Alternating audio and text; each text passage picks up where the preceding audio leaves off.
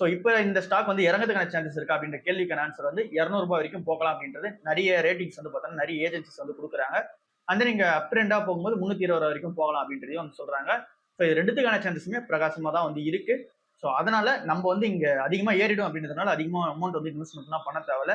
So இன்னொரு 3 quarter வந்து பார்த்தீங்கன்னா இதே மாதிரி தான் இருக்கும் அப்படின்றது நல்லாவே தெரியுது. ஸோ அதனால பொறுமையா வந்து இன்வெஸ்ட்மெண்ட் வந்து பண்ணுவோம். ₹200 வரைக்கும் இறங்குச்சு அப்படின்னா அந்த டைம்ல தாராளமா வந்து இன்வெஸ்ட்மெண்ட் வந்து பண்ணுவோம்.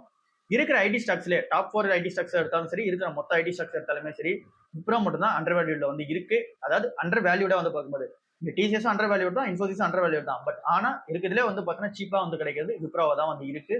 ஸோ அதனால தாராளமா நம்ம வந்து பார்த்தீங்கன்னா அந்த ஸ்டாக்கை கன்சிடர் பண்ணலாம்.